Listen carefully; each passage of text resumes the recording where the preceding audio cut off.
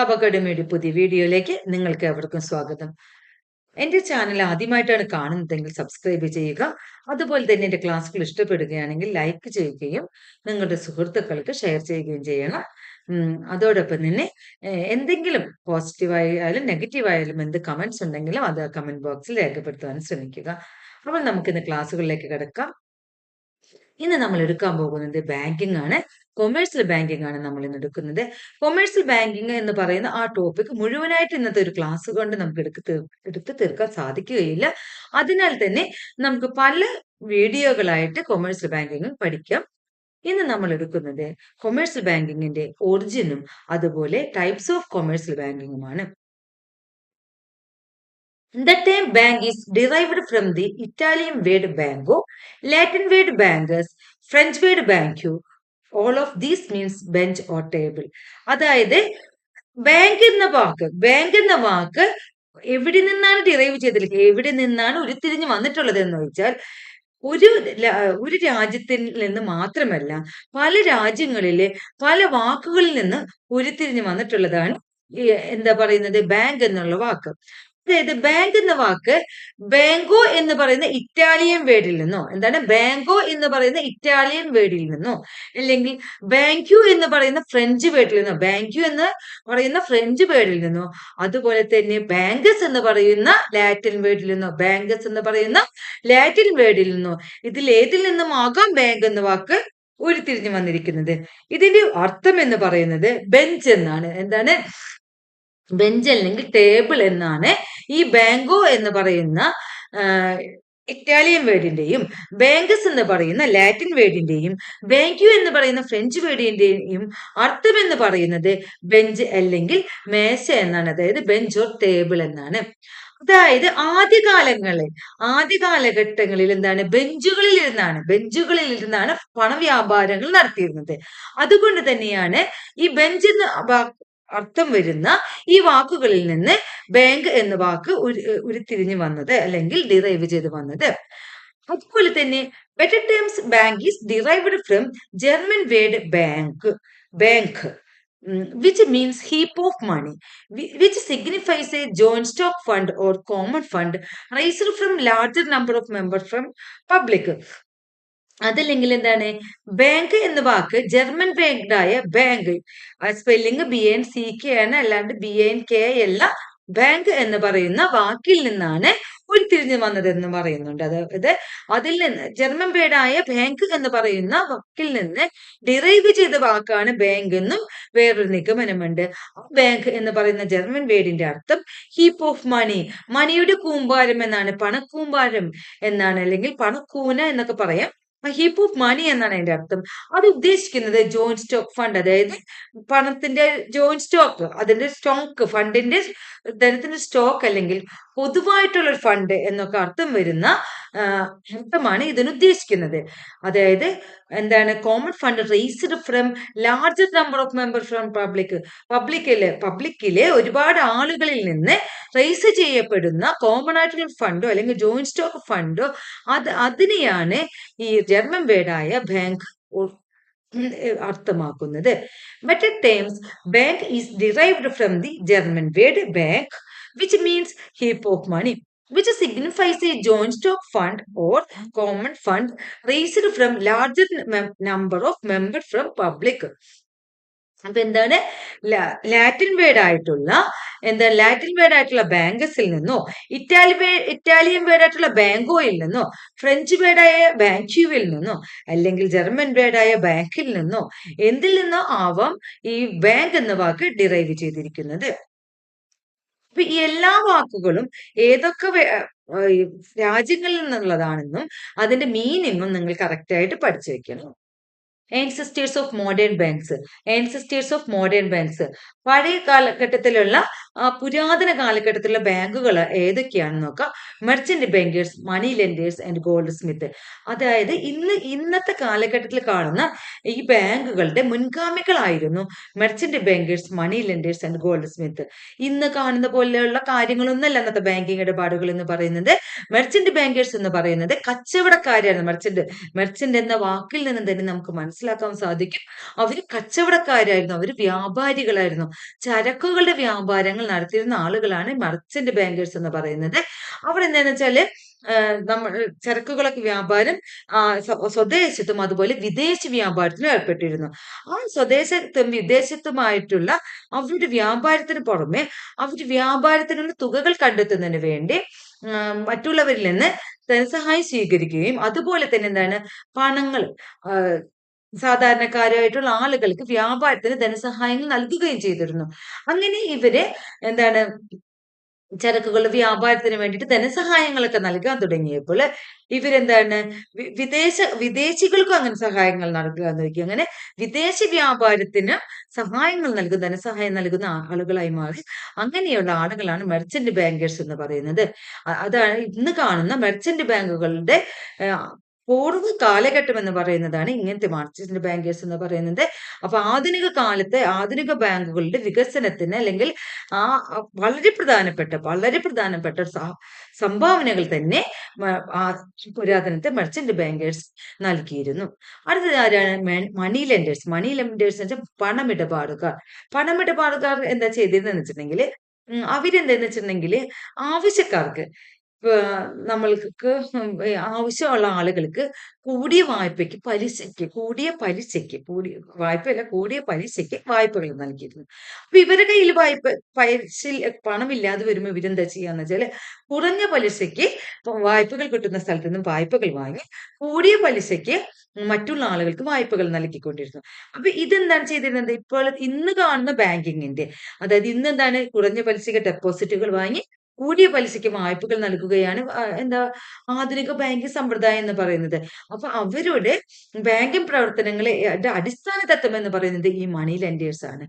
അതുപോലെ gold Smith എന്ന് പറയുന്നത് നമുക്കറിയാം സ്വർണ്ണപ്പണിക്കാർ എന്ന് പറയുമ്പോൾ സ്വർണം കൊണ്ടുവരുന്ന ആളുകൾ എന്ന് പറയുമ്പോൾ തന്നെ അറിയാം അവർ കൂടുതൽ പൈസ ഉള്ള ആളുകളായിരിക്കും.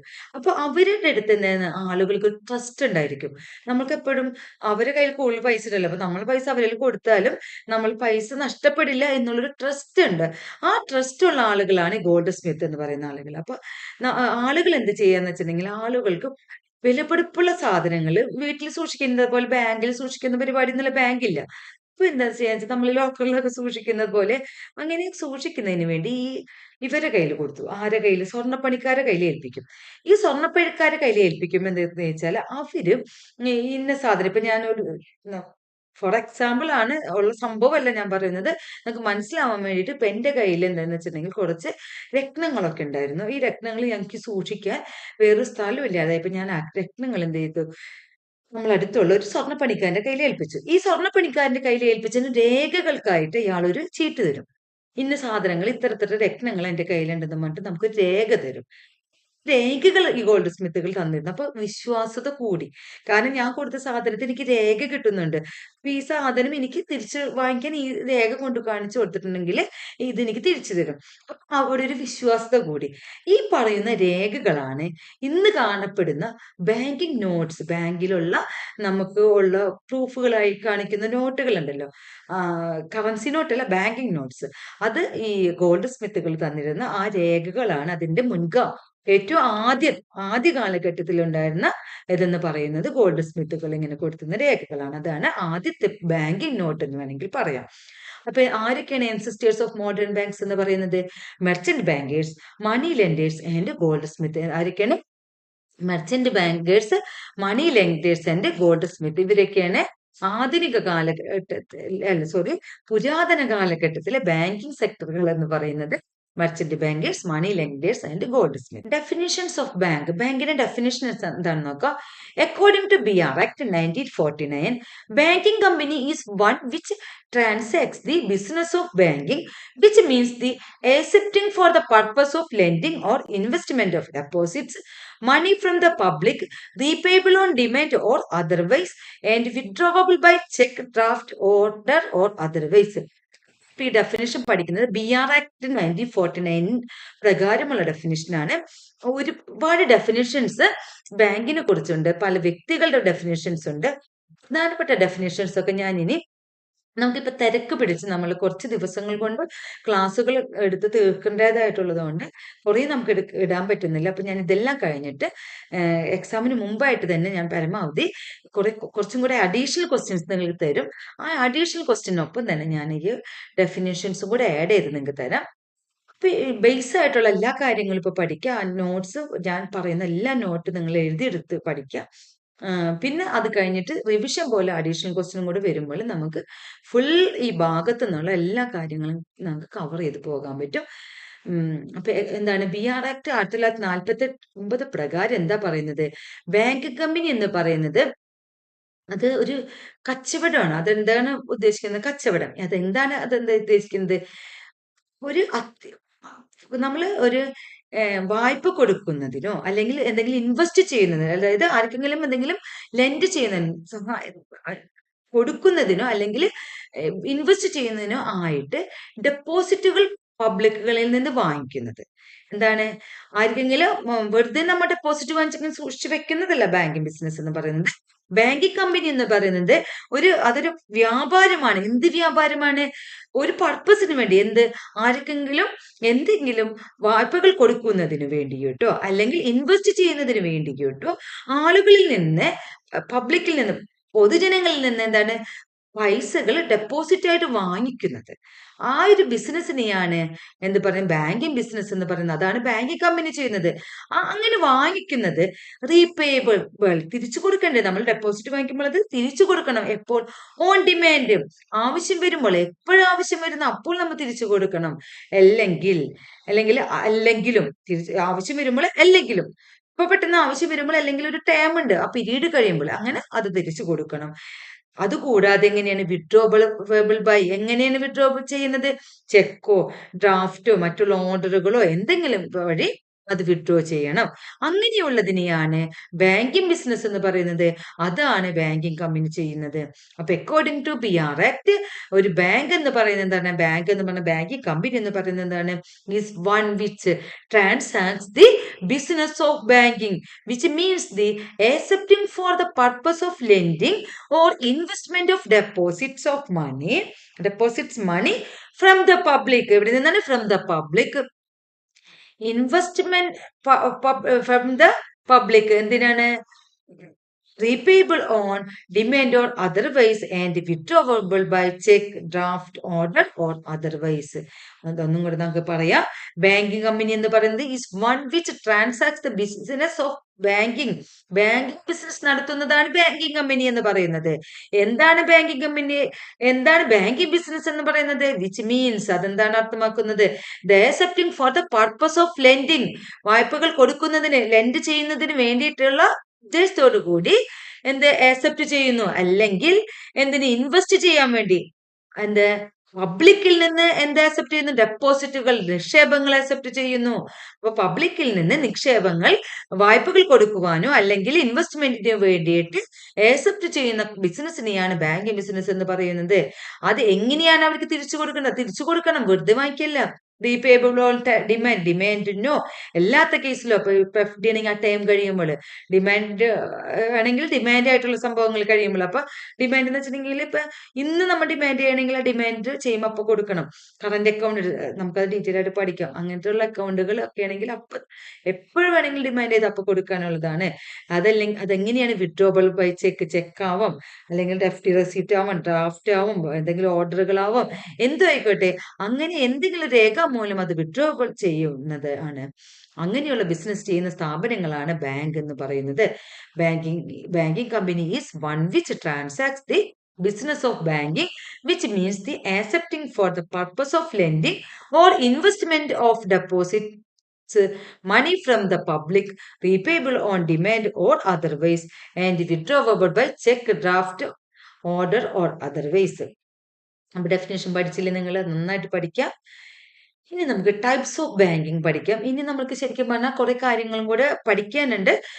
അത് ഞാൻ ഈ കൊമേഴ്സ്യൽ ബാങ്കിങ്ങിന്റെ ടോപ്പിക് കഴിഞ്ഞിട്ട് നിങ്ങൾക്ക് കുറച്ചും കൂടെ നോട്ട്സ് ആയിട്ട് തരാം. അതായത് ഇന്ത്യൻ ബാങ്കിങ്ങിനെ കുറിച്ച്, ഇന്ത്യയിൽ ബാങ്കിങ് ആരംഭിച്ചതും അങ്ങനത്തെ ഉള്ള കാര്യങ്ങൾ, അതായത് ലോകത്തിൽ 1957 ബാങ്ക് ഓഫ് വെനീസ് ആണ് ആദ്യത്തെ ബാങ്ക് എന്നുള്ള കാര്യം തുടങ്ങി.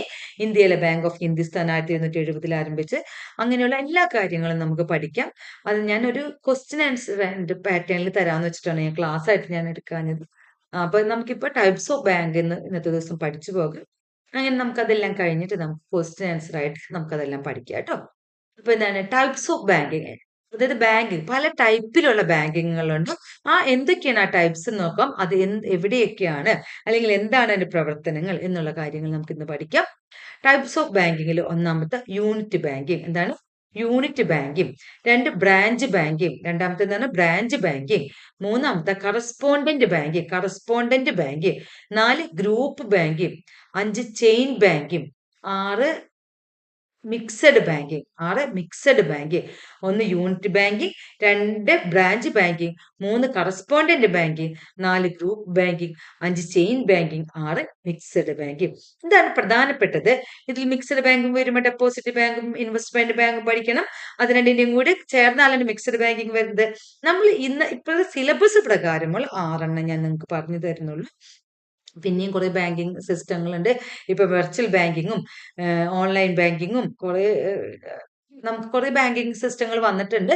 അതൊക്കെ നമുക്ക് അഡീഷണൽ ക്വസ്റ്റ്യൻസ് ആയിട്ട് ഞാൻ നിങ്ങൾക്ക് പറഞ്ഞുതരാം. ഞാനിപ്പോ സിലബസ് ഓറിയന്റഡ് ആയിട്ടുള്ള 6 ടൈപ്സ് ആണ് പറഞ്ഞിരുന്നത്. Unit banking, branch banking, correspondent banking, group banking, chain banking and mixed banking. എന്താണ് യൂണിറ്റ് ബാങ്കിങ്? യൂണിറ്റ് എന്ന് പറയുമ്പോൾ തന്നെ മനസ്സിലാക്കാം ഒരു യൂണിറ്റ് ആണ്, അല്ലെ? യൂണിറ്റ് ബാങ്കിങ് എന്ന് പറയുമ്പോൾ എന്താണ്? അതൊരു യൂണിറ്റ് ആണെന്ന് മനസ്സിലാക്കുക. അപ്പൊ unit banking is a banking system where banking operations are carried through a single office situated at a particular place. അതായത് ഒരു പർട്ടിക്കുലർ പ്ലേസിൽ ഒരൊറ്റ ഓഫീസായിട്ട് ബാങ്കിങ് ഓപ്പറേഷൻ നടക്കുന്ന സിസ്റ്റത്തിനെയാണ് യൂണിറ്റ് ബാങ്കിങ് എന്ന് പറയുന്നത്. Unit banking is a banking system. Unit banking എന്ന് പറയുന്ന ഒരു ബാങ്കിങ് സിസ്റ്റമാണ് where banking operations are carried through a single office. ഒരേ ഒരു ഓഫീസ് ബാങ്കിങ് പ്രവർത്തനങ്ങൾ ഒരു ഓഫീസ് മാത്രമായിട്ട് ചെയ്യുകയാണെങ്കിൽ, ഒരു ഓഫീസിലാണ് ബാങ്കിങ് ഓപ്പറേഷൻസുകൾ എല്ലാം നടത്തുന്നതെങ്കിൽ ആ ടൈപ്പ് ബാങ്കിങ്ങിനെയാണ് യൂണിറ്റ് ബാങ്കിങ് എന്ന് പറയുന്നത്. അതൊരു ഏതെങ്കിലും പർട്ടിക്കുലർ പ്ലേസിൽ സിറ്റുവേറ്റ് ചെയ്യുന്ന ഒരു സിംഗിൾ ഓഫീസിലെ ബാങ്കിങ് ഓപ്പറേഷൻസ് എല്ലാം ചെയ്യുകയാണെങ്കിൽ അതിനെ നമ്മൾ യൂണിറ്റ് ബാങ്കിങ് എന്ന് പറയും. നമ്മൾ ഇന്ത്യക്കാരായ നമുക്ക് ഒരിക്കലും യൂണിറ്റ് ബാങ്കിങ്ങിനെ കുറിച്ച് തിങ്ക് ചെയ്യാൻ തന്നെ പറ്റില്ല. ഞാനൊരു ജസ്റ്റ് ഒരു ഉദാഹരണം, അത് ശരിക്കും ഒരു ഉദാഹരണമല്ല, നിങ്ങൾക്ക് മനസ്സിലാവാൻ വേണ്ടി മാത്രമായിട്ടുള്ളതാണ്. അതൊരിക്കലും ഒരു ഉദാഹരണമല്ല, അത് യൂണിറ്റ് ബാങ്കും അല്ല. എന്നാലും നമ്മൾ ജസ്റ്റ് ഒന്ന് മനസ്സിലാക്കാം. നമ്മളൊരു കോപ്പറേറ്റീവ് ബാങ്കിനെ ശരിക്കും പറഞ്ഞിട്ടുണ്ടെങ്കിൽ ഒരു ഏരിയ ഓഫ് ഓപ്പറേഷൻ എന്ന് പറയുന്ന ഒരു പഞ്ചായത്തോ അല്ലെങ്കിൽ ഒരു വില്ലേജോ അല്ലെങ്കിൽ പഞ്ചായത്തിലെ കുറച്ച് വാർഡുകളോ അങ്ങനെയൊക്കെ ഉണ്ടെന്ന് നമുക്കറിയാം. പക്ഷെ നമ്മളിപ്പോ ചിന്തിക്കുന്നു ഒരേ ഒരു ഓഫീസുള്ള ഒരു കോപ്പറേറ്റീവ് ബാങ്ക്. ഫോർ എക്സാമ്പിൾ, എനിക്ക് ഫെമിലിയർ ആയിട്ടുള്ള തൃശ്ശൂർ ഡിസ്ട്രിക്ട് കോപ്പറേറ്റീവ് അല്ല, Thrissur cooperative bank, service cooperative bank എടുക്കാം. അത് ഞാനൊരു ഉദാഹരണം പറയണത്, അതൊരു കോർപ്പറേഷൻ മുഴുവൻ ഏരിയ ഓഫ് ഓപ്പറേഷനുള്ള ബാങ്കാണ്. ഏറ്റവും വലിയ ബാങ്കുകളിൽ ഒന്നാണ്. 13-14 ബ്രാഞ്ചുകളൊക്കെ ഉള്ളതാണ്. പക്ഷെ ഞാൻ അതിലൊരു ഉദാഹരണം എടുക്കണം. ഇതിന് ഒരു ബ്രാഞ്ചുള്ളൂ എന്ന് വിചാരിക്കാം. ഒരൊറ്റ ബ്രാഞ്ചുള്ളൂ, സിംഗിൾ ഓഫീസാണ്. ആ ഒരു സിംഗിൾ ഓഫീസിൽ അവിടെ പ്രവർത്തിക്കുകയാണെങ്കിൽ അവിടെ എന്താണ്, ആ ഒരു ലൊക്കാലിറ്റിയിലുള്ള ആളുകൾ മാത്രമല്ലേ ഇവിടെ ട്രാൻസാക്ഷൻ വരുള്ളൂ. ആ ലൊക്കാലിറ്റിയിലുള്ള ആളുകൾക്ക് മാത്രം ഡെപ്പോസിറ്റ് ചെയ്യുന്നു, അവർക്ക് മാത്രം ലോൺ കൊടുക്കുന്നു, അവർക്ക് ആവശ്യമുള്ള കാര്യങ്ങൾ മാത്രം ചെയ്യുന്നു. അപ്പോൾ നമ്മളൊന്ന് ആലോചിച്ച് നോക്കിയേ, അതില് നമ്മളിപ്പോൾ ആലോചിക്കുന്ന പോലെ കുറേ ഫെസിലിറ്റികൾ ചെയ്യാൻ പറ്റില്ല. അപ്പൊ അങ്ങനത്തെ ഒരു സിസ്റ്റം. അപ്പൊ നമ്മൾ ആലോചിച്ച് നോക്കുക, ഒരു തൃശ്ശൂര് സെൻട്രലിൽ തന്നെ ഒരു ബാങ്ക് ഉണ്ട്. ഒരു കടയുള്ള പോലെ ഒരു ബാങ്ക് ഉണ്ട്. ആ ബാങ്കിൽ കുറച്ച് ആളുകൾ കൊണ്ട് ഡെപ്പോസിറ്റ് ചെയ്യുന്നു, കുറച്ച് ആളുകൾ അതിൽ നിന്ന് കുറെ ലോൺ വായ്പ എടുക്കുന്നു, അല്ലെങ്കിൽ ബാങ്ക് അതിനോടനുബന്ധിച്ചുള്ള അനുബന്ധ പ്രവർത്തനങ്ങൾ ചെയ്യുന്നു. ഇത് ആ ഒരു ലൊക്കാലിറ്റിയിൽ മാത്രം. അതിന്റെ അപ്പുറത്ത് എന്താ പറയാ, തൃശ്ശൂരിന്റെ അങ്ങോട്ട് ഇത്തിരി നീങ്ങിയാലും ഇങ്ങോട്ട് ഇത്തിരി നീങ്ങിയാലും ഒന്നുമില്ല. ആ ഒരു ടൗണിൽ മാത്രം ഉള്ളെങ്കിൽ അങ്ങനെ ചെയ്യുന്ന ഒരു ബാങ്കാണ് യൂണിറ്റ് ബാങ്ക് എന്ന് പറയുന്നത്. അത് നിങ്ങൾക്ക് ഒരു മനസ്സിലാക്കാൻ വേണ്ടി മാത്രം ഞാൻ പറഞ്ഞതാണ്. അപ്പൊ unit banking is a banking system where banking operations are carried through a single office situated at a particular place. ഈ unit banking is popular in USA. Unit ബാങ്കിങ്ങിൽ ഏറ്റവും പോപ്പുലർ ആയിട്ടുള്ളത് എവിടെയാണ്? USA unit banking is popular in USA. ഞാൻ ഈ പറയുന്ന ഓരോ പോയിന്റുകളും ഓരോ ക്വസ്റ്റ്യൻ ആൻസർ ആയിട്ട് തന്നെ ഉള്ളതാണ്. നന്നായിട്ട് പഠിക്കുക. Unit banking is popular in USA. The area of operation of unit banking is limited. അതായത് യൂണിറ്റ് ബാങ്കിങ്ങിന്റെ ഏരിയ ഓഫ് ഓപ്പറേഷൻ എന്ന് പറയുന്നത് ലിമിറ്റ് ചെയ്യപ്പെട്ടിരിക്കുന്നു. The area of operation of unit banking is limited. The area of operation of unit banking is limited. Under unit banking system, banking business is carried on through a single officer. അതായത് unit ബാങ്കിങ്ങിന്റെ area of operation limited, ഞാൻ ഇപ്പൊ നേരത്തെ പറഞ്ഞ ഉദാഹരണം പോലെ ആ ഒരു പർട്ടിക്കുലർ പ്ലേസിൽ എവിടെയാണുള്ളത് ആ ലൊക്കാലിറ്റിയിൽ മാത്രമാണ് യൂണിറ്റ് ബാങ്കിന്റെ ഏരിയ ഓഫ് ഓപ്പറേഷൻ എന്ന് പറയുന്നത് ഉള്ളത്. Under unit banking system banking business is carried on through a single office. എന്താണ് യൂണിറ്റ് ബാങ്കിങ് സിസ്റ്റത്തിൽ ബാങ്കിങ് ബിസിനസ് എന്ന് പറയുന്നത് ഒരു സിംഗിൾ ഓഫീസ് ത്രൂ ആണ് ചെയ്യുന്നത്. എന്താണ് under unit banking system banking business is carried on through a single office. Unit banking സിസ്റ്റത്തിലെ banking business ഒരു സിംഗിൾ ഓഫീസ് മുഖേനയാണ് ചെയ്യുന്നത്. Under unit banking system banking business is carried on through a single office. Unit banking is also known as A localised banking. Unit banking എന്ന് പറയുന്നത് എന്താണ് അറിയപ്പെടുന്നത്? Localised banking എന്നാണ് അറിയപ്പെടുന്നത്. Unit banking is also known as localised banking. Localised, ആ ലോക്കലിൽ മാത്രമേ ഉള്ളൂ, അതുകൊണ്ട് localised bank. Unit banking is also known as localised banking. അപ്പൊ എന്താണ് യൂണിറ്റ് ബാങ്കിങ് എന്ന് പറയുന്നത്? പോപ്പുലർ ആയിട്ടുള്ള USA അതിന്റെ ഏരിയ ഓഫ് ഓപ്പറേഷൻ എന്ന് പറയുന്നത് ലിമിറ്റഡ് ആയിട്ടാണ്, ഒരു ലോക്കലിൽ മാത്രമേ ഉള്ളൂ, അതുകൊണ്ട് ലോക്കലൈസ്ഡ് ബാങ്ക് ആണ്. അതുപോലെ തന്നെ എന്താണ്, ഒരു സിംഗിൾ ഓഫീസ് മാത്രമാണ് ആ സിസ്റ്റത്തിനുള്ളത്. അടുത്തത് അപ്പൊ നമ്മൾ ഒന്നാമത് യൂണിറ്റ് ബാങ്കിങ് പഠിച്ചു. അടുത്തതാണ് ബ്രാഞ്ച് ബാങ്കിങ്. എന്താണ് ബ്രാഞ്ച് ബാങ്കിങ്? ബ്രാഞ്ച് ബാങ്കിങ് എന്താണെന്ന് നോക്കാം. Branch banking is a system where banking business is carried on by a single bank through a network of branches spread throughout the country. എന്താണ് sometimes even outside the country. Branch banking എന്ന് പറയുന്നത് എന്താണ്? ഒരു banking business. ആ banking ബിസിനസ്സിന് ഒരു office ഉണ്ടാവും, ഒരു ഹെഡ് ഓഫീസ് പോലെ ഉണ്ടാവും. അത് ആ ഒരു സിംഗിൾ ഓഫീസിന് ഒരുപാട് നെറ്റ്വർക്കുകളായിട്ട് ബ്രാഞ്ചസുകൾ ഉണ്ടായിരിക്കും. അതായത് അതിന്റെ ഒരു സിംഗിൾ ഓഫീസ്, അതിന്റെ ഒരു ഹെഡ് ആയിട്ടൊരു ഓഫീസ് ഉണ്ടാവും. അതിന്റെ പ്രവർത്തനങ്ങൾ നടത്തുന്ന ഓരോ ഏരിയയിലും ഒരുപാട് ബ്രാഞ്ചുകൾ ഉണ്ടായിരിക്കും. ആ ബ്രാഞ്ച് ഒരു രാജ്യത്ത് മുഴുവനാവാം, വേണമെങ്കിൽ വിദേശ രാജ്യങ്ങളിലേക്കും ആവാം. ഒരു കൺട്രിയിൽ ഒരു രാജ്യത്ത് മാത്രം സ്റ്റിക്ക് ഓൺ ചെയ്യണമെന്നില്ല, അത് വേണമെങ്കിൽ വിദേശ രാജ്യങ്ങളിലേക്കും അതിന് വ്യാപിപ്പിക്കാം. അങ്ങനെയുള്ള സിസ്റ്റത്തിനെയാണ് നമ്മൾ ബ്രാഞ്ച് ബാങ്കിങ് എന്ന് പറയുന്നത്. നാട്ടിലുള്ള സിസ്റ്റം തന്നെ നമുക്കറിയാം. SBI പോലെയുള്ള, ഇന്ത്യൻ ബാങ്ക് പോലെയുള്ള ഒരുപാട് ബാങ്കുകൾക്ക് എന്താണ് വിദേശത്തും ബ്രാഞ്ചുകളുണ്ട്. അപ്പൊ എന്താണ് ബ്രാഞ്ച് ബാങ്കിങ് എന്ന് പറയുന്ന സിസ്റ്റം എന്ന് പറയുന്നത്? എന്താണ്, അതിനൊരു ഹെഡ് ഓഫീസ് ഉണ്ട്. ഇപ്പൊ എന്താണ് മുംബൈയിലാവാം, ചിലപ്പോൾ ചെന്നൈയിലാവാം. ഇപ്പൊ എന്താണ് നമ്മളുടെ ഫെഡറൽ ബാങ്കിന്റെ ആലുവയിലാണ് അതിന്റെ ഹെഡ് ഓഫീസ് കിടക്കുന്നത്.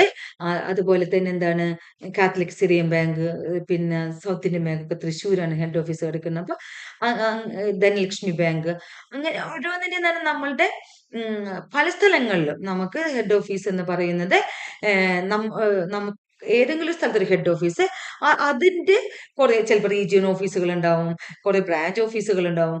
ബ്രാഞ്ച് ഓഫീസിൽ തന്നെ സാറ്റലൈറ്റ് ബ്രാഞ്ച് ഓഫീസുകൾ ഉണ്ടാവാം. അതുപോലെ അത് ഒരു സംസ്ഥാനത്ത് മാത്രമല്ല, ഒരു രാജ്യത്ത് മാത്രമാവണമെന്നില്ല, അത് വിദേശത്തുമാവും അതിന്റെ ബ്രാഞ്ചുകൾ. അങ്ങനെയുള്ള ബിസിനസ് നടത്തുന്നതിനെയാണ് ബ്രാഞ്ച് ബാങ്കിങ് എന്ന് പറയുന്നത്. Branch banking is a system where banking business is carried on by a single bank through a network of branches spread throughout the country, sometimes even outside the country. എന്താണ് branch banking system എന്ന് പറയുന്നത്? Banking system ഒരു single bank, ഒരു bank throughout a branch banking. എന്താണ് branch banking is a system where banking business is carried on by a single bank through a network of branches spread throughout the country, sometimes even outside the country. Branch banking system എന്ന് പറയുന്നത് ഒരു bank, ഒരു single bank, അതിനെ ഒരു രാജ്യം മുഴുവൻ അല്ലെങ്കിൽ ഒരു രാജ്യത്തിന് അപ്പുറം ആവാം നെറ്റ്വർക്ക് ഓഫ് ബ്രാഞ്ചസ് ഉണ്ടെങ്കിൽ അതിനെയാണ് ബ്രാഞ്ച് ബാങ്കിങ് എന്ന് പറയുന്നത്. അപ്പൊ എന്താണ് ബ്രാഞ്ച് ബാങ്കിന്റെ നോക്കാം. A system of banking in which banking organisation works more than one place. ഈ സിസ്റ്റം, ഈ ഒരു സിസ്റ്റം, ബാങ്കിങ്ങിന്റെ ഒരു സിസ്റ്റം എന്ന് പറയുന്നത് ആ ബാങ്കിങ് ഓർഗനൈസേഷൻ ഒരു പ്ലേസിലല്ല ഒരുപാട് പ്ലേസുകളിൽ ആ ഒരു ബാങ്കിങ് ഓർഗനൈസേഷൻ പോകുന്നുണ്ടെങ്കിൽ അതാണ് ബ്രാഞ്ച് ബാങ്കിങ് എന്ന് പറയുന്നത്. A system of banking in which banking organisation works more than one place. A system of banking in which banking organization works more than one place. Under branch banking system, the banking business is carried on through a network of branches. Under branch banking system, branch banking systemത്തിൽ എന്താണ് banking business എന്ന് പറയുന്നത് network of ബ്രാഞ്ചസുകളുമായിട്ടാണ് ഇതിന്റെ business നടക്കുന്നത്. എന്താണ് branch banking സിസ്റ്റത്തിൽ banking ബിസിനസ്സുകൾ നടക്കുന്നത് network of ബ്രാഞ്ചസുകൾ വഴിയാണ്. The area of operation of branch banking is unlimited. അതായത് ഒരു ബ്രാഞ്ച് ബാങ്കിങ്ങിന്റെ ഏരിയ ഓഫ് ഓപ്പറേഷൻ എന്ന് പറയുന്നത് ലിമിറ്റഡ് അല്ല, അൺലിമിറ്റഡ് ആണ്. The area of operation of branch banking is unlimited. The area of operation of branch banking is unlimited. Branch ബാങ്കിങ്ങിന്റെ area of operation എന്ന് പറയുന്നത് അൺലിമിറ്റഡ് ആണ്. Branch banking is popular in India, Britain and China. ബ്രാഞ്ച് ബാങ്കിങ് ഇന്ത്യയിലും ബ്രിട്ടനിലും ചൈനയിലും popular ആണ്. Branch banking is popular in India, Britain and China. ചൈനയില്, ഇന്ത്യയില്, ബ്രിട്ടനിലൊക്കെ ഏറ്റവും പോപ്പുലർ ആയിട്ടുള്ളത് എന്താണെന്ന് വെച്ചാൽ ബ്രാഞ്ച് ബാങ്കിങ് ആണ്. Branch banking is also known as delocalised banking. Branch ബാങ്കിങ്ങിന് എന്താണ് അറിയപ്പെടുന്നത്? ഡീലോക്കലൈസ്ഡ് ബാങ്കിങ് എന്നറിയപ്പെടുന്നു. ലോക്കലൈസ്ഡ് ബാങ്ക് യൂണിറ്റ് ബാങ്കിങ് ആണെങ്കിൽ ഡീലോക്കലൈസ്ഡ് ബാങ്ക് ആണ് ബ്രാഞ്ച് ബാങ്കിങ്. പിന്നെ ഒരു ബാങ്ക് അതിന്റെ അതിന്റെ പ്രവർത്തനങ്ങളൊക്കെ ഒരുപാട് സ്ഥലങ്ങളിലാണെങ്കിൽ അത് ബ്രാഞ്ച് ബാങ്കിങ് സിസ്റ്റമാണ്. അതുപോലെ അതിന്റെ പ്രവർത്തനങ്ങൾ ഒരുപാട് നെറ്റ്വർക്ക് ആയിട്ടുള്ള ബ്രാഞ്ചസുകൾ മുഖേനയാണെങ്കിൽ അത് ബ്രാഞ്ച് ബാങ്കിങ് ആണ്. ബ്രാഞ്ച് ബാങ്കിങ്ങിന്റെ ഏരിയ ഓഫ് ഓപ്പറേഷൻ എന്ന് പറയുന്നത് അൺലിമിറ്റഡ് ഏരിയ ആണ്. അതുപോലെ ബ്രാഞ്ച് ബാങ്ക് എന്ന് പറയുന്നത് ഇന്ത്യയില്, ബ്രിട്ടനില്, ചൈനയിലൊക്കെ പോപ്പുലർ ആണ്. ബ്രാഞ്ച് ബാങ്കിങ്ങിന് അറിയപ്പെടുന്ന വേറൊരു പേര് എന്താണ്? Delocalised banking. എന്താണ് ഡീലോക്കലൈസ്ഡ് ബാങ്കിങ്? ഇപ്പൊ നമ്മൾ രണ്ട് ടൈപ്പ് ഓഫ് ബാങ്കിങ് സിസ്റ്റം പഠിച്ചു, unit banking and branch banking. അടുത്തതാണ് മൂന്നാമത്തതാണ് correspondent bank. Correspondent banking. Correspondent banking പഠിക്കുമ്പോൾ നമ്മൾ ഒരു കാര്യം മനസ്സിലാക്കുക.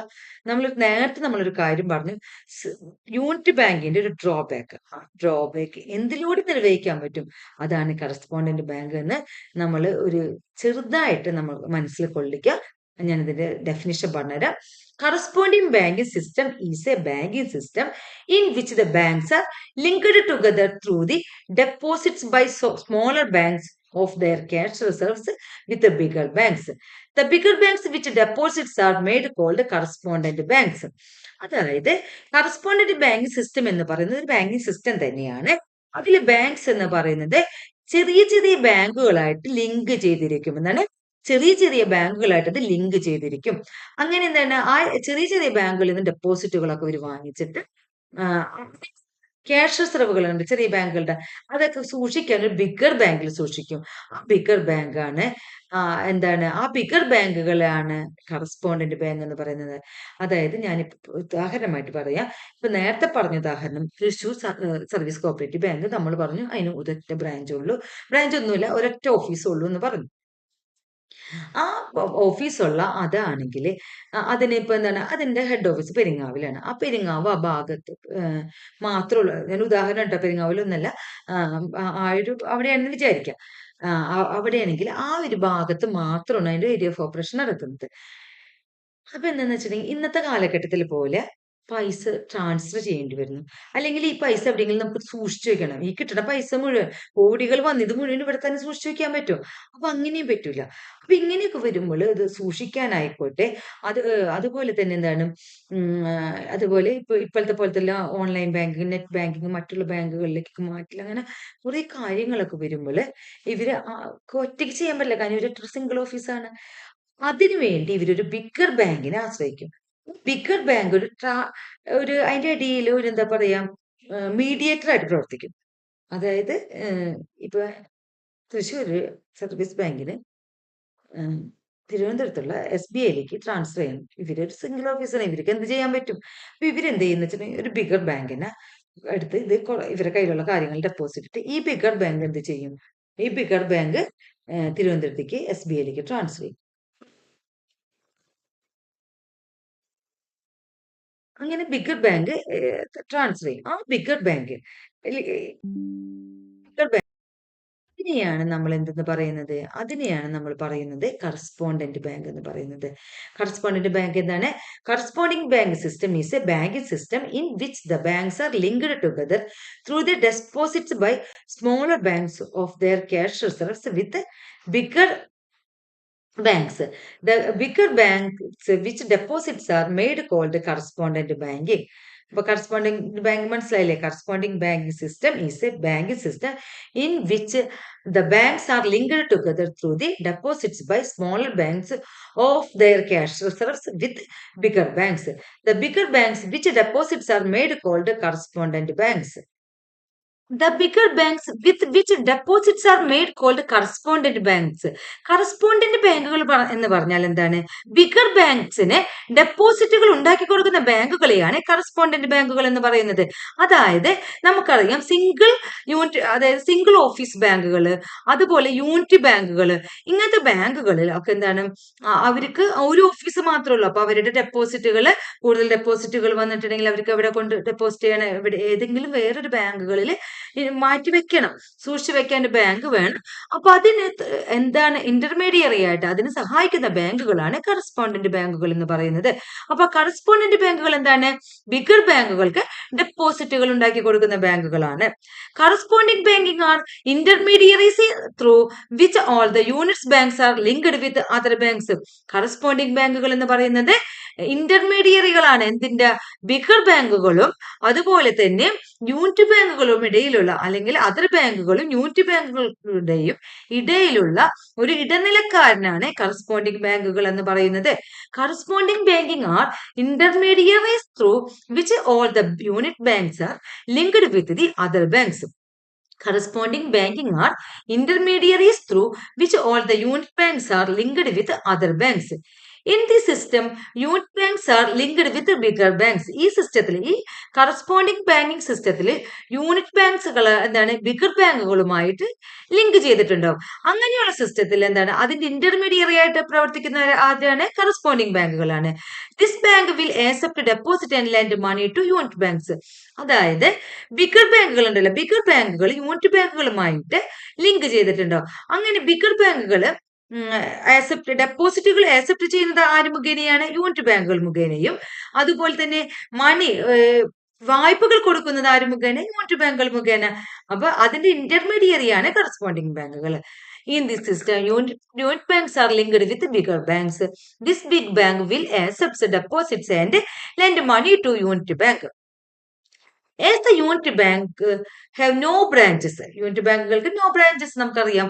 As the unit banks have no branches, they do their banking operation in important places through correspondent banks. Unit ബാങ്കുകൾക്ക് ബ്രാഞ്ചുകളൊന്നുമില്ല, അതൊരു സിംഗിൾ ഓഫീസ് ബാങ്ക് ആണ്. അതുകൊണ്ട് തന്നെ അതിനുള്ള മറ്റുള്ള ബാങ്കിങ് ഓപ്പറേഷനുകളൊക്കെ നടത്തുന്നത് ആര് മുഖേനയാണ്? കറസ്പോണ്ടന്റ് ബാങ്കുകൾ മുഖേനയാണ്. As the unit banks have no branches, they do their banking operation in important places through correspondent banks. Correspondent banking system enables the unit banks to enjoy all the advantages of branch banking. Correspondent banking system enables the unit banks to enjoy all the advantages of branch banking. അതായത് corresponding banking system unit ബാങ്കുകൾക്ക് എന്താണ് branch ബാങ്കിങ്ങിന്റെ എല്ലാവിധത്തിലുള്ള അഡ്വാൻറ്റേജസും എല്ലാവിധത്തിലുള്ള നേട്ടങ്ങളും ആസ്വദിക്കാനുള്ള സാഹചര്യം ഉണ്ടാക്കി കൊടുക്കുന്നു. Correspondent banking system enables the unit banks to enjoy all the advantages of branch banking. Corresponding banking system is prevailed in USA. Corresponding bank system എവിടെയാണുള്ളത്? USA-യിലാണ്. കറസ്പോണ്ടിങ് ബാങ്ക് സിസ്റ്റം കൂടുതൽ, യൂണിറ്റ് ബാങ്ക് സിസ്റ്റം എവിടെയാണ്? USA-യിലാണ്. അപ്പൊ corresponding bank system കൂടുതലായിട്ട് എവിടെയായിരിക്കും? USA തന്നെയായിരിക്കും. Corresponding bank system is prevailed in USA. ഇത്രയും കാര്യങ്ങൾ നമ്മൾ പഠിച്ചു. 3 തരം ബാങ്കിങ്ങൾ നമ്മൾ പഠിച്ചു കഴിഞ്ഞു. അടുത്ത് നോക്കാം group banking or holding banking. അതായത് ഗ്രൂപ്പ് ബാങ്കിങ് സിസ്റ്റം അല്ലെങ്കിൽ holding company banking. Holding company banking ശ്രദ്ധിക്കുക. നമ്മൾ അടുത്ത് പഠിക്കാൻ പോകുന്ന ചെയിൻ ബാങ്കിങ് ആണ്. ഈ ചെയിൻ ബാങ്കിങ്ങും ഈ ഹോൾഡിംഗ് കമ്പനി ബാങ്കിങ്ങും, അതായത് ഗ്രൂപ്പ് ബാങ്കിങ്ങും നമുക്ക് സാമ്യം വളരെയായിട്ട് തോന്നും. അപ്പൊ അത് പഠിക്കുമ്പോൾ വളരെയധികം ശ്രദ്ധിക്കണം. ഡെഫിനിഷനിൽ ചെറിയൊരു വ്യത്യാസം വന്നു കഴിഞ്ഞാൽ ഇത് നമുക്ക് മാറാൻ സാധ്യതയുണ്ട്. അപ്പൊ ഡെഫിനിഷൻ നന്നായിട്ട് പഠിച്ചു പോകേണ്ടതാണ്. Group banking is a banking system in which two or more separated incorporated banks are brought under the control of holding company. These banks may perform unit or branch banking. Group banking എന്ന് പറയുന്നത് ഒരു banking system ആണ്. അതെന്തിന്? രണ്ടോ അതിലധികമോ separated ബാങ്കുകൾ, രണ്ടോ അതിലധികമോ ബാങ്കുകൾ തമ്മിൽ യാതൊരുവിധ ബന്ധവുമില്ലാത്ത സെപ്പറേറ്റ് ആയിട്ടുള്ള ബാങ്കുകൾ are brought under the control of a holding company. ഒരു ഹോൾഡിംഗ് കമ്പനിയുടെ കൺട്രോളിൽ, ഒരു ഹോൾഡിംഗ് കമ്പനി, ആ പ്രത്യേകം വാക്ക് ശ്രദ്ധിക്കുക, ഒരു ഹോൾഡിംഗ് കമ്പനിയുടെ കൺട്രോളില് യാതൊരുവിധ ബന്ധവുമില്ലാത്ത രണ്ടോ അതിലധികമോ ബാങ്കുകൾ പ്രവർത്തിക്കുകയാണെങ്കിൽ, അതിന്റെ കൺട്രോളിൽ രണ്ടോ അതിലധികമോ ബാങ്കുകൾ പ്രവർത്തിക്കുകയാണെങ്കിൽ അതിനെ ഗ്രൂപ്പ് ബാങ്കിങ് എന്നല്ലെങ്കിൽ ഹോൾഡിംഗ് കമ്പനി ബാങ്കിങ് എന്നറിയപ്പെടുന്നു. അതായത് നമ്മൾക്ക് പറയാം, കുറെ യൂണിറ്റ് ബാങ്കുകൾ ഉണ്ട്. കുറെ യൂണിറ്റ് ബാങ്കുകൾ അവരൊക്കെ എന്താ വെച്ചാൽ ഒരു കമ്പനിയുടെ, ഒരു ഹോൾഡിംഗ് കമ്പനിയുടെ അണ്ടറിൽ പ്രവർത്തിക്കുകയാണെങ്കിൽ അതിനെ നമ്മൾ ഗ്രൂപ്പ് ബാങ്കിങ് എന്ന് പറയും, അല്ലെങ്കിൽ ഹോൾഡിംഗ് കമ്പനി ബാങ്കിങ് എന്ന് പറയും. Group banking is a banking system in which two or more separated incorporated banks are brought under the control of holding company. These banks may perform unit or branch banking. ഇത് unit bank ആയിട്ടോ അല്ലെങ്കിൽ branch banking ആയിട്ട് perform ചെയ്യാം. അതായത് group banking എന്ന് പറയുന്നത് കേട്ടോ. In this system, two or more separately incorporated banks are brought under the control of a holding company or a common group. അതായത് ഈ സിസ്റ്റത്തിൽ രണ്ടോ അതിലധികമോ സെപ്പറേറ്റ് ആയിട്ടുള്ള ബാങ്കുകൾ തമ്മിൽ ഒരു ബന്ധം കൊണ്ടുവരുന്നത് എങ്ങനെയാണ് കൊണ്ടുവരുന്നത്? അത് എന്തിന്റെ കൺട്രോളിൽ? ഒരു ഹോൾഡിംഗ് കമ്പനിയുടെയോ അല്ലെങ്കിൽ ഒരു കോമൺ ഗ്രൂപ്പിന്റെ, ഒരു ഗ്രൂപ്പ് ശ്രദ്ധിക്കുക, ഹോൾഡിംഗ് കമ്പനി അല്ലെങ്കിൽ ഒരു കോമൺ ഗ്രൂപ്പിന്റെയോ കൺട്രോളിൽ രണ്ടോ അതിലധികമോ സെപ്പറേറ്റ് ആയിട്ടുള്ള വ്യത്യസ്തങ്ങളായിട്ടുള്ള ബാങ്കുകൾ, രണ്ടോ അതിലധികമോ ബാങ്കുകൾ ഒരു ഹോൾഡിംഗ് കമ്പനിയുടെ അണ്ടറിലോ അല്ലെങ്കിൽ ഒരു കോമൺ ഗ്രൂപ്പിന്റെ അണ്ടറിലോ വരികയാണെങ്കിൽ ആ സിസ്റ്റത്തിനെ പറയുന്നതാണ് ഗ്രൂപ്പ് ബാങ്കിങ് അല്ലെങ്കിൽ ഹോൾഡിംഗ് കമ്പനി ബാങ്കിങ് എന്ന് പറയുന്നത്.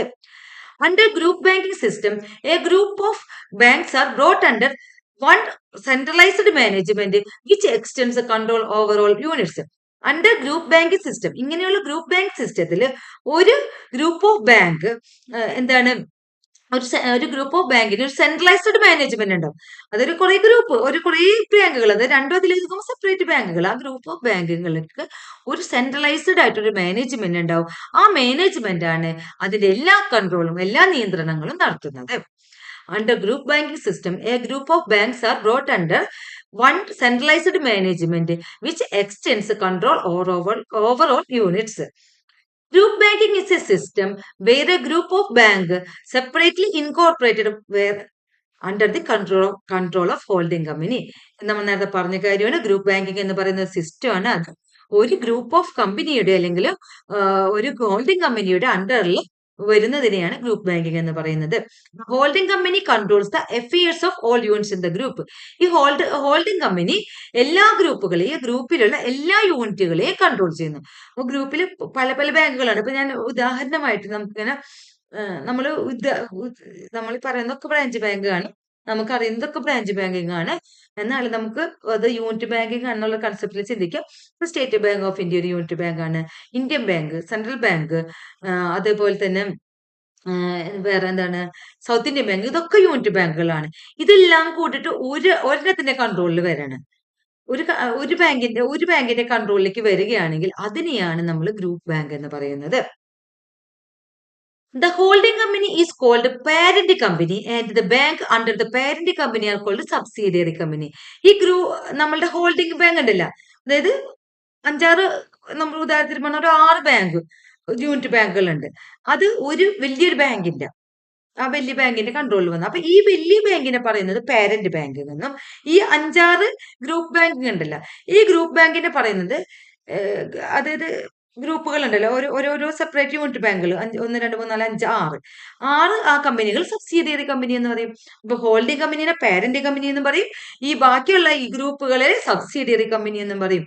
The holding company is called parent company and banks under the parent company are called subsidiary company.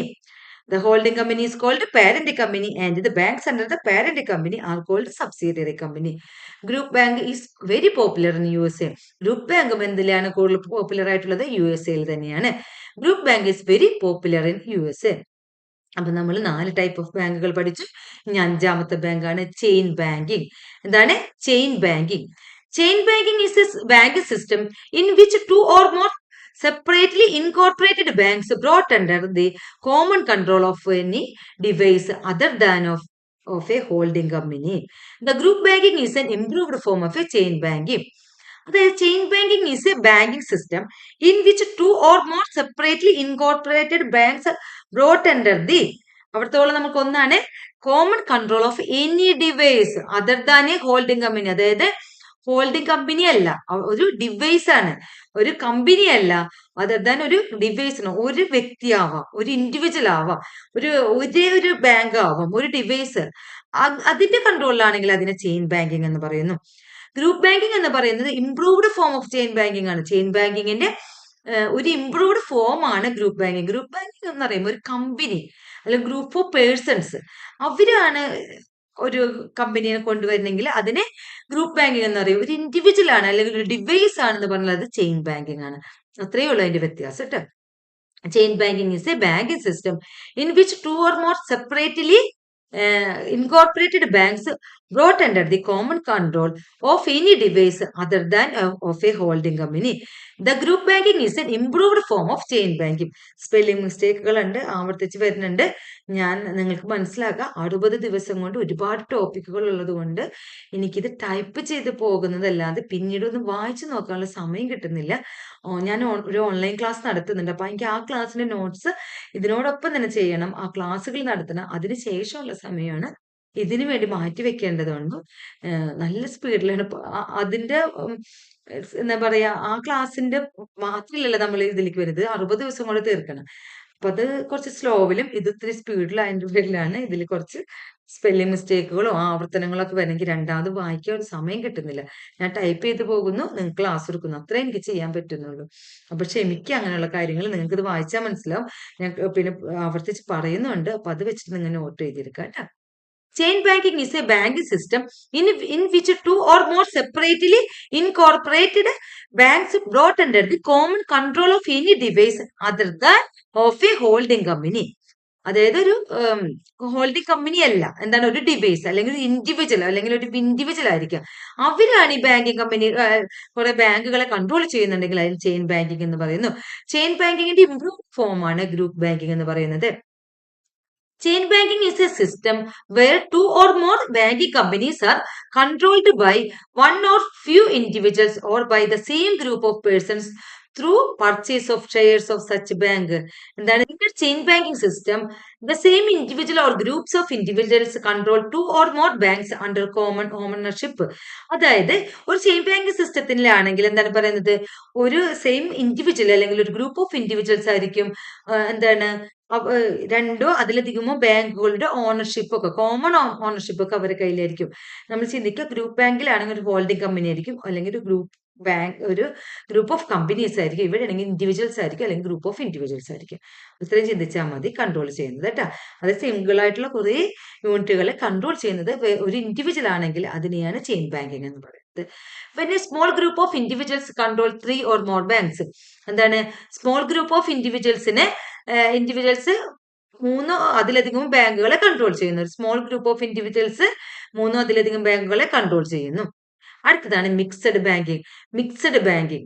അപ്പൊ നമ്മള് 6ാമത്തെ ബാങ്കാണ് ഇത്. നമ്മുടെ സിലബസ് പ്രകാരം ഇത്രയും നമ്മൾ പഠിച്ചാൽ മതി. പക്ഷെ നമുക്ക് ഇൻവെസ്റ്റ്മെന്റ് ബാങ്കും അതുപോലെ തന്നെ ഡെപ്പോസിറ്റ് ബാങ്കും ഒക്കെ എന്താണെന്ന് അറിഞ്ഞാലും മിക്സഡ് ബാങ്കിങ് പഠിക്കാൻ പറ്റുള്ളൂ. അപ്പൊ ഞാനിത് കഴിഞ്ഞിട്ട് അതൊന്ന് ജസ്റ്റ് നിങ്ങൾക്ക് പറഞ്ഞുതരാം. മിക്സഡ് ബാങ്കിങ് എന്ന് പറയുന്നതാണ്, mixed banking is the combination of deposit or commercial banking with industrial or investment banking. അതായത് ചെറിയ ഷോർട്ട് ടൈം ലോണൊക്കെ കൊടുക്കുന്ന ഡെപ്പോസിറ്റ് ബാങ്കുകളും അതേപോലെ തന്നെ ലോങ് ടൈം ലോണൊക്കെ കൊടുക്കുന്ന ഇൻഡസ്ട്രിയൽ ബാങ്കുകൾ തമ്മിലുള്ള മിക്സ് ആണ് മിക്സഡ് ബാങ്കിങ് എന്ന് പറയുന്നത്. Mixed banking is the combination of deposit or commercial banking with industrial or investment banking, commercial banking എന്ന് പറയുന്നത് ഡെപ്പോസിറ്റ് ബാങ്കിങ് എന്ന് പറയുന്ന ഇത് ഷോർട്ട് ടൈം ലോണുകളൊക്കെ കൊടുക്കുന്ന ഷോർട്ട് ടൈം ആയിട്ടുള്ള കാര്യങ്ങൾ ചെയ്യുന്നതാണ്. ഇൻഡസ്ട്രിയൽ എന്ന് പറയുമ്പോൾ അത് ലോങ് ടൈമിൽ വ്യവസായ അടിസ്ഥാനത്തിൽ വേണം. അപ്പൊ ഇൻവെസ്റ്റ്മെന്റ് ബാങ്കുകൾ അല്ലെങ്കിൽ ഇൻഡസ്ട്രിയൽ ബാങ്കുകൾ എന്ന് പറയുന്നത് ലോങ് ടേം ഇൻവെസ്റ്റ്മെന്റ് അല്ലെങ്കിൽ ലോങ് ടേം ലോണുകൾ കൊടുക്കുന്നതാണ്. ഇത് രണ്ടിന്റെ കോമ്പിനേഷൻ ആണ് mixed banking. Mixed banking is the combination of deposit or commercial banking with industrial or investment bank. Mixed banking is a banking system in which the banks combine both deposit banking and industrial banking. Mixed banking is a banking system in which the banks combine both deposit banking and industrial banking. Mixed banking എന്ന് പറയുന്ന banking system അതെന്താണ്? Deposit ബാങ്കുകളുടെയും അതുപോലെ തന്നെ എന്തിന്റെയാണ് industrial ബാങ്കുകളുടെയും combination ആണ്. In the system bank provides both short time loans and long time loans. ഈ മിക്സഡ് ബാങ്കിങ് സിസ്റ്റത്തിൽ ബാങ്ക് എന്ത് കൊടുക്കുന്നു? ഷോർട്ട് ടൈം ലോണുകളും ലോങ് ടൈം ലോണുകളും പ്രൊവൈഡ് ചെയ്യുന്നു. In the system bank provides both short time loans and long time loans. In this system, bank provides both short-term loans and long-term loans. A commercial bank which makes both short-term and long-term advances to industries and commerce is called mixed bank. അതായത് ഒരു commercial ബാങ്കുകളെ short time ലോണുകളും അതുപോലെ തന്നെ long time ലോണുകളും ഇൻഡസ്ട്രീസിനും അതുപോലെ വാണിജ്യത്തിനും കൊമേഴ്സിനും കൊടുക്കുകയാണെങ്കിൽ അതാണ് mixed bank. A commercial bank which makes both short time and long time advances to industries and commerce is called mixed bank. A commercial bank which makes both short term and long term advances to industries and commerce is called mixed bank. Mixed banking is very popular in Germany. Mixed banking is very popular in Germany. Mixed banking is very popular in Germany. അടുത്തത് deposit banking. എന്താണ് deposit banking? Deposit banking is a system where banks received deposit from the public which are repayable on demand and lend them for short periods. Deposit banking എന്ന് പറഞ്ഞ സിസ്റ്റമാണ്. അതെന്താണ്? Banks ഡെപ്പോസിറ്റുകൾ പബ്ലിക്കിൽ നിന്ന് വാങ്ങിക്കുകയും അതുപോലെ തന്നെ ഡിമാൻഡ് ആവശ്യം വരുമ്പോൾ അത് തിരിച്ചു കൊടുക്കുകയും ചെയ്യുക. അതുപോലെ ഷോർട്ട് പീരീഡുകൾക്ക് ചെറിയ കാലഘട്ടത്തിലേക്ക് വായ്പകൾ കൊടുക്കുകയും ചെയ്യുന്നതിനെയാണ് ഡെപ്പോസിറ്റ് ബാങ്ക് എന്ന് പറയുന്നത്. ഡെപ്പോസിറ്റ് ബാങ്കുകൾ ഡെപ്പോസിറ്റുകൾ പബ്ലിക്കിൽ നിന്ന് വാങ്ങിക്കുകയും അവര് ഡിമാൻഡിനനുസരിച്ച് ആ ഡെപ്പോസിറ്റ് തിരിച്ചു കൊടുക്കാം. അതേപോലെ തന്നെ എന്താണ് ഷോർട്ട് ടൈം ലോണുകൾ കൊടുക്കുകയും ചെയ്യുന്നു. Deposit banking. Deposit banking is a system where banks received deposits from the public which are repayable on demand and lend them for short period. Investment banking. അടുത്തത് ഇൻവെസ്റ്റ്മെന്റ് ബാങ്കിങ് ആണ്. Investment banking എന്താണ്? Investment banks are originated in Germany. Investment ബാങ്കുകൾ ജർമ്മനിയിലാണ് originate ചെയ്ത് ആരംഭിച്ചത് ജർമ്മനിയിലാണ്. Investment banks are originated in Germany. Investment ബാങ്കുകൾ ജർമ്മനിയിലാണ് ആരംഭിച്ചത്.